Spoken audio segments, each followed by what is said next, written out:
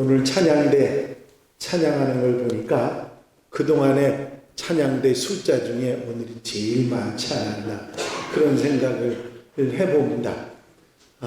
코로나 전에 찬양대 숫자가 이제 겨우 이제 되어가지 않나 생각을 해보고, 우리 성도들도 이제 회복돼서 하나님 은혜 가운데 온 성도들이 함께 찬양하는 영광 돌려드리는 예배가 될 줄로 믿습니다.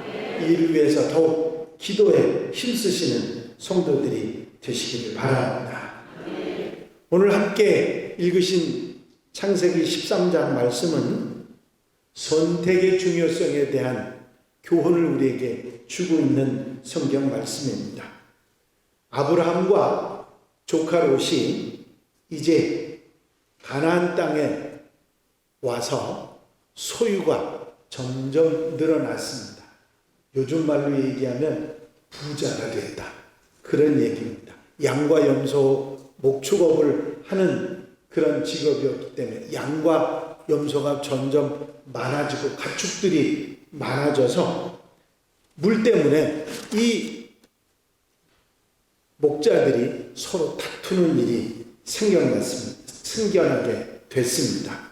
이제 티격태격 싸우는 일들이 점점 많아지니까 큰아버지 아브라함이 조카 롯에게, 야, 네가 우리가 이렇게 같이 있다가는 자꾸 다툼이 일어나니까 안 되겠다. 이제 우리가 좀 갈라서자. 네가 오른쪽으로 가면 내가 왼쪽으로 가고, 내가 북쪽으로 가면 내가 남쪽으로 가겠으니 어느 곳이든지 택하라. 그렇게 이야기를 합니다. 그때 롯이 요즘 MZ세대하고 비슷한 성격을 가지고 있는 것 같아요. 아이, 삼촌이 먼저 그러면 얼마나 좋았을 텐데, 그런 얘기는 양보는 일도 없습니다. 뭐라 그러냐면, 이렇게 둘러보더니 아주 비옥하고 풀이 넘치고 물도 많고, 그때 목축을 하던 곳이니까 물과 풀이 많은 곳은 제일 아니겠습니까? 얼마나 좋아 보니, 저기네 가겠다. 요즘 MZ세대들이 그런 데죠. 자기 좋은데. 근데 아마 삼촌의 입장에서는 좀 서운했을지도 몰라도, 자기가 네가 좌하면 내가 우회하겠고 내가 북쪽으로 가면 내가 남쪽으로 가겠다고 이야기를 했는데 그 선택에 대해서 뭐라고 할 수가 없었습니다. 그래, 네가 선택한 대로 가라. 그리고 반대적으로 아브라함은 선택을 하게 됩니다. 여러분, 아니 자기가 좋아서 선택했는데 그게 뭐 문제가 되겠느냐고, 그게 무슨 선택의 문제가 되느냐고 그렇게 이야기를 여러분들이 하실 수 있습니다만, 성경에는 묘한 얘기가 뒤에 나와 있습니다. 뭐라고 나와 있느냐면 소돔 고모라에 대한 얘기를 밑에다 붙였어요. 여러분, 롯의 선택을 우리가 생각해 보면 어떻게 생각하면 잘한 선택이라고 생각할 수 있지만 성급한 결단이었고 신중하지 못한 그런 선택이 됐던 것입니다. 아브라함이 너 먼저 선택하라고 했을 때 일말의 주저도 없이 선뜻 소돔과 고모라 지역을 선택합니다. 그것은 훗날 하나님의 심판으로 멸망하는 땅이었습니다. 여러분, 이 롯의 선택이 왜 잘못되었는지를 생각해 보시기 바랍니다. 롯의 선택은 자기 눈에 보여서 좋은 것만으로 선택을 한 선택이었습니다. 10절에 보니 롯이 눈을 들어 요단들을 바라본즉 하는 말씀이 나옵니다. 여러분, 눈이라고 하는 거는요, 기능이 아주 다양하고 경이롭기는 하지만 제한적입니다. 모든 것을 다 볼 수는 없어요. 우리의 눈이요, 총천연색 시네마스코프로 모든 걸 다 볼 수 있지만 그 속은 들여다보지 못합니다. 겉은 잘 볼 수 있지만 여러분들 눈이 아무리 좋은 사람도 속을 들여다볼 수는 없어요. 여러분, 눈이라고 하는 것은요, 기능이 아주 다양하고 경이롭기는 하지만 제한적입니다. 모든 것을 다 볼 수는 없어요. 우리의 눈이요, 총천연색 시네마스코프로 모든 걸 다 볼 수 있지만 그 속은 들여다보지 못합니다. 겉은 잘 볼 수 있지만 여러분들 눈이 아무리 좋은 사람도 속을 들여다볼 수는 없어요. 배우자를 선택할 때 눈으로만 결정한다면 잘생겼는지 못생겼는지 이쁜지 안 이쁜지 그거는 볼 수 있지만 그 사람의 인격은 들여다볼 수 없지 않습니까? 여러분, 창세기 6장 2절에 보면 하나님의 아들들이 사람의 딸들의 아름다움을 보고 자기들이 좋아하는 모든 자로 아내로 삼은지라 하는 표현이 나옵니다. 신앙도 인격도 다 제쳐놓고 눈에 보기 좋은 여자, 눈으로 보아서 이쁜 여자만 선택해서 아내로 삼았다는 얘기입니다. 결국 그것이 타락과 범죄의 원인이 됐고 홍수 심판의 원인이 되었던 것입니다. 창세기 3장 6절에 보면 하와가 뱀의 꼬임에 빠져서 선악과를 따먹는 장면이 나옵니다. 거기에 보면 여자가 나무를 본즉 먹음직도 하고 보암직도 하고 지혜롭게 할 만큼 탐스럽기도 한 나무인지라 하는 말씀이 나옵니다. 먹음직도 하고 보암직도 하고 눈으로 보니까 그렇게 보였다 그런 얘기지요. 여기서 눈이 문제가 되는 거죠. 여러분, 눈으로 보고 결단을 하는 일이 좋은 일이 아니라는 사실을 우리는 알아야 됩니다. 눈이라고 해서 다 좋은 눈은 아니거든요. 진리를 보고 주님을 바라보고 영원한 세계를 바라볼 줄 아는 그 눈, 영안이 진짜 좋은 눈인 줄로 믿습니다. 육신의 눈만 떠져 있고 영안에 열려 있지 않으면 그 깊은 곳을 바라보지 못하고 신령한 것을 보지 못하기 때문에 잘못 선택할 수가 있다고 하는 이야기지요. 클라라 스카시라고 하는 부인이 만든 1895년에 만든 찬송가에 어두운 내 눈 밝히사 진리를 보게 하소서 진리의 열쇠를 내게 주사 참빛을 찾게 하소서 깊으신 뜻을 알고자 엎드려 기다리오니 내 눈을 뜨게 하소서 성령이여 하는 찬양이 있습니다. 신령한 눈으로 사물을 보고 세계의 역사를 보고 영원한 세계를 보고 신령한 것을 볼 수 있도록 그렇게 눈을 뜨게 해달라고 하는 표현입니다. 여러분, 육신의 눈만 뜨고 그것만 볼 줄 알았던 롯은 결국은 잘못된 선택으로 모든 것을 잃어버리는 그런 비참한 상황이 되게 된 것입니다. 또 롯이 먼저 선택한 것은 조건을 선택합니다. 10절을 보면 롯이 눈으로 보고 선택한 곳에 조건이 열거되어 있습니다. 그 조건이란 물이 넉넉한 것이고 여호와의 동산이었던 에덴 동산처럼 아름답고 애굽의 땅처럼 비옥한 땅이었다는 것이죠. 풀도 잘 자라고 물도 많고 에덴 동산과 같았다고 할 정도면 얼마나 좋았을까 생각이 되지 않습니까? 중동 지방에서 물이 넉넉하고 땅이 비옥하고 풀이 잘 자란다면 더 바랄 것이 없는 가장 훌륭한 조건입니다. 롯은 바로 이 조건을 선택하는 것이죠. 그러나 그 조건이나 환경보다도 더 중요한 것이 있다는 사실을 롯은 깨닫지 못했습니다. 어떤 돈 많은 재벌의 총수가 있었습니다. 그는 건강과 장수를 위해서 물은 제주도의 한라산의 생수를 공수해다가 마셨고 쌀이나 채소는 직접 무공해 재배로 해서 먹었고 생선은 남태평양에 가서 잡은 것을 가져다 먹었고 그리고 보신을 위해서 좋은 약과 좋은 것들을 많이 먹고 마셨습니다. 그런데 오래 못 살았어요.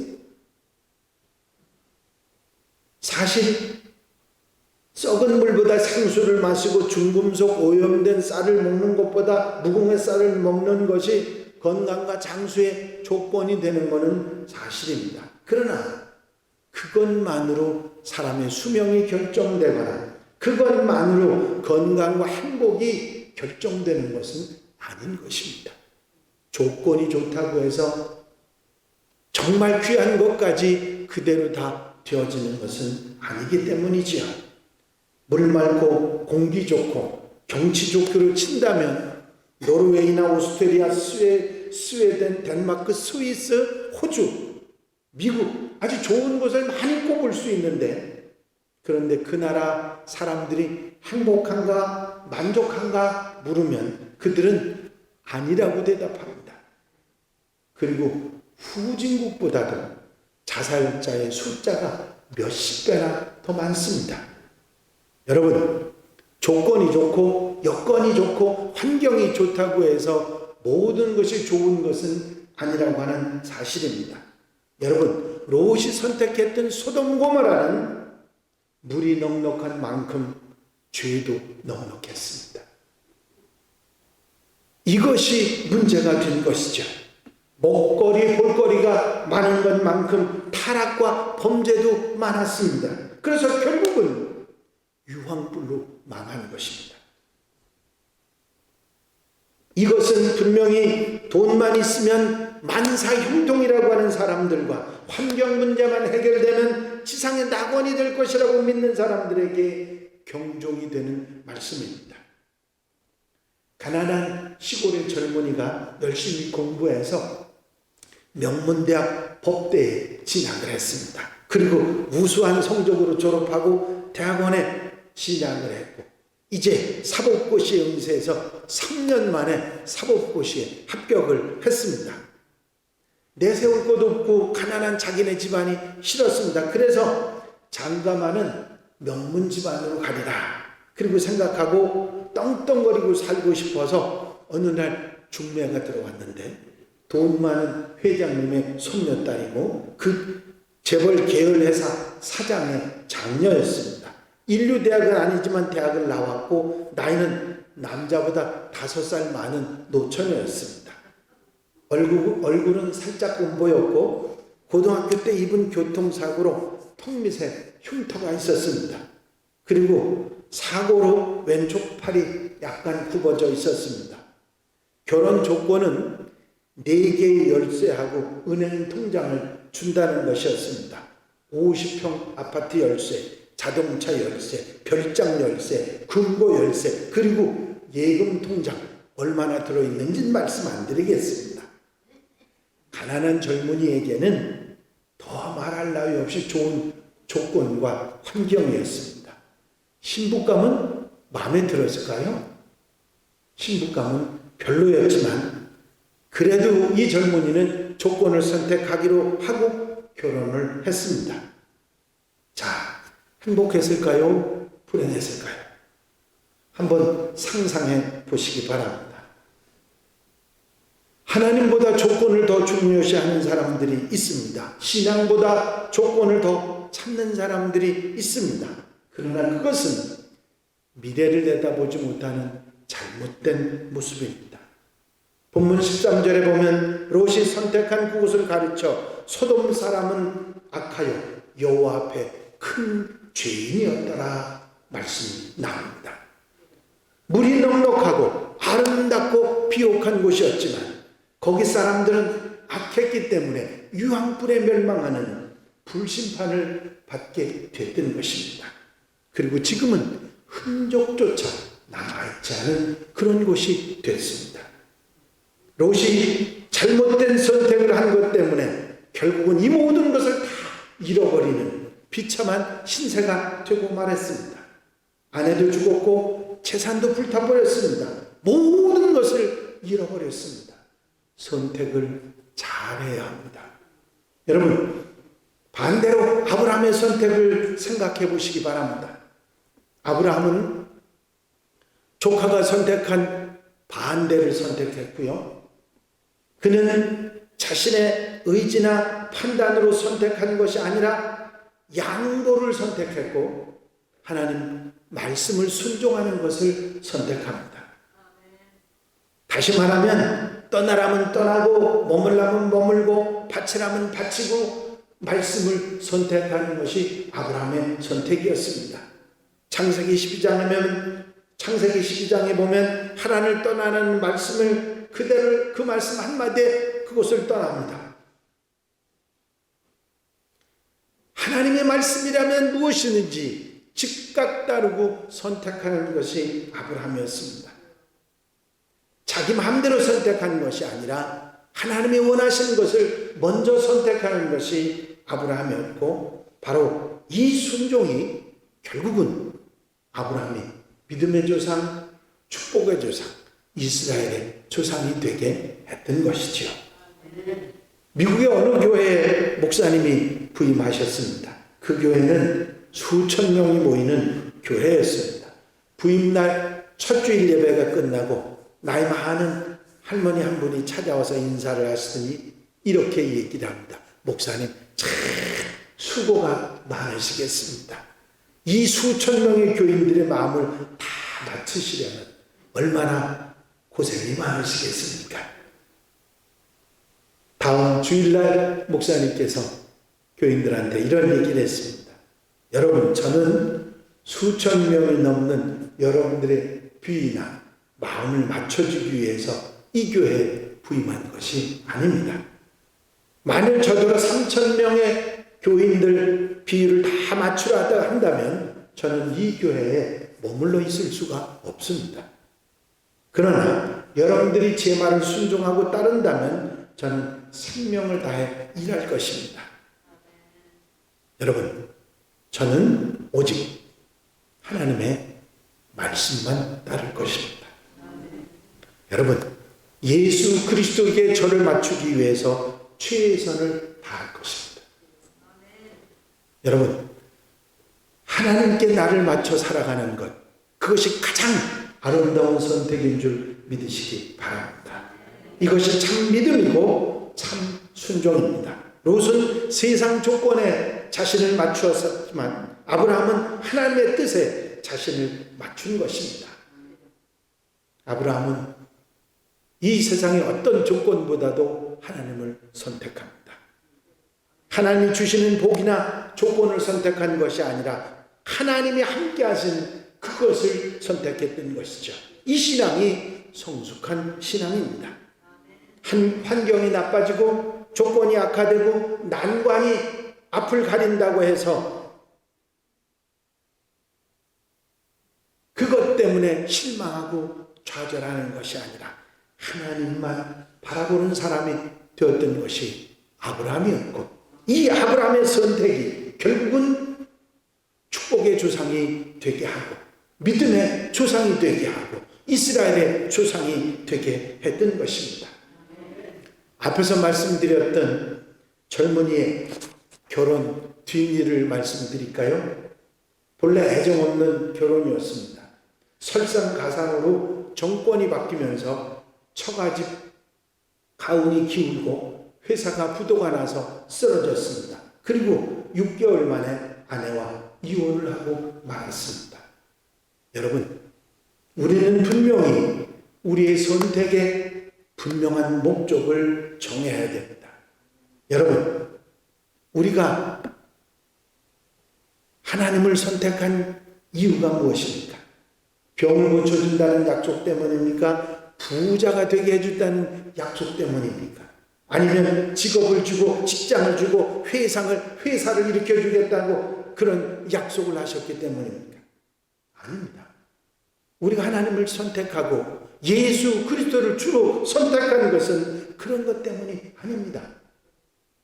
예수 그리스도, 그분의 사랑 때문이고 그분이 나를 위해 죽어 주셨기 때문이고 그분이 나의 주님이 되시기 때문입니다. 여러분, 우리가 하나님을 선택하고 주님을 선택한 이유가 돈 때문 아니고 명예 때문도 아니고 세상의 어떤 조건 때문이 아니라는 사실을 우리는 잘 알고 있습니다. 그럼에도 우리는 주님에게서 눈 돌리고 어리석은 것을 바라보고 있는 우리의 모습을 보게 되는 것이죠. 여러분, 아닙니다.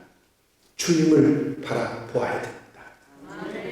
오직 주님의 사랑을 선택하고 주님과 함께하는 아름다운 삶을 여러분들이 선택하면 후회하지 않는 그리스도인이 될 줄로 믿습니다.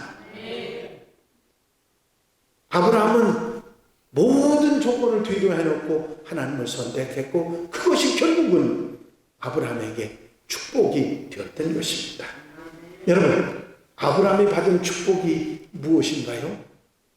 제일 먼저 아브라함에게 주어진 축복은 하나님이 함께 하시는 축복이었습니다. 14절을 보면 롯이 아브라함을 떠난 후에 여호와께서 아브라함에게 이르시되 하는 말씀이 나옵니다.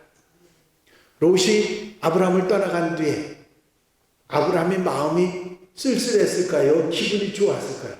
아마 모르긴 몰라도 허전하고 마음이 쓸쓸했을 겁니다. 어이, 저 녀석이 저러고 가네.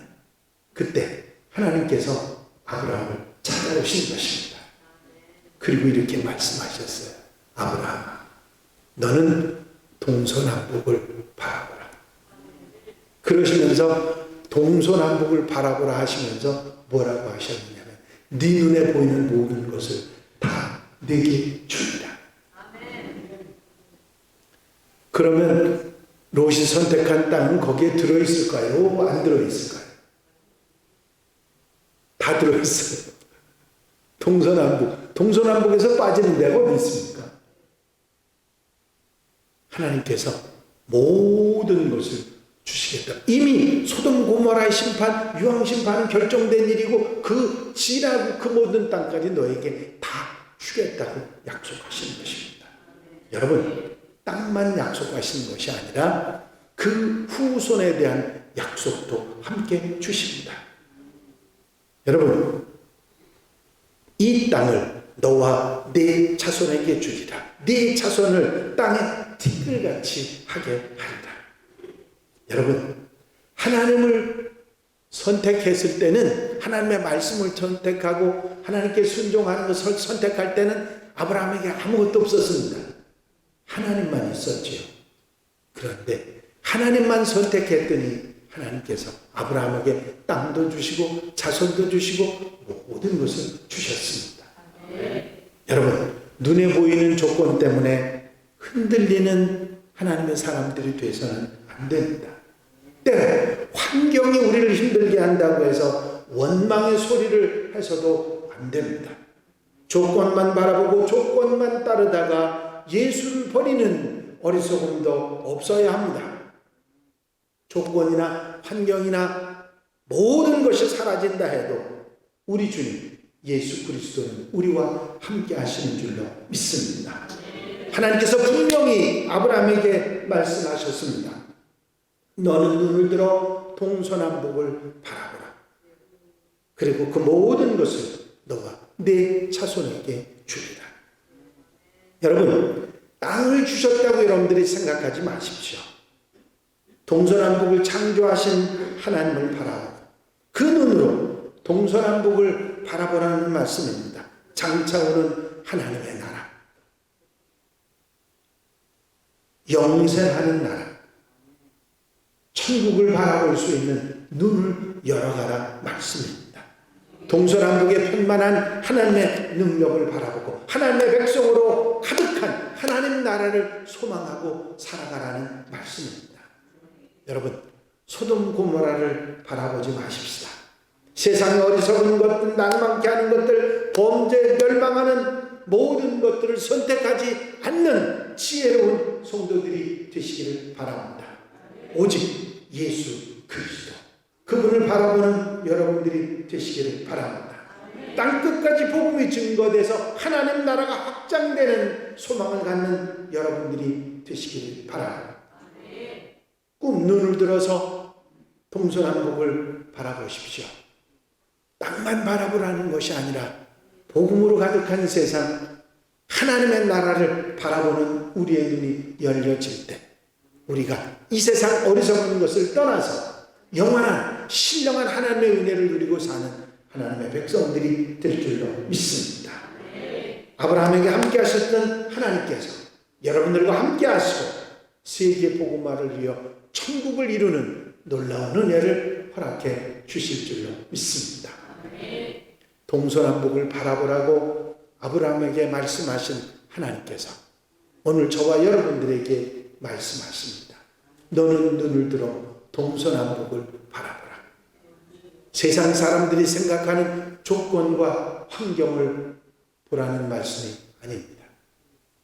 하나님의 세계, 하나님의 나라, 신령한 눈을 들어 그것을 바라볼 줄 아는 우리가 되고 그 하나님의 신령한 복을 누리고 사는 하나님의 백성들이 되라는 말씀입니다. 이 말씀에 아멘하고 여러분들 이 복을 누리고 사는 하나님의 백성들이 다 되시기를 주의 이름으로 축원합니다.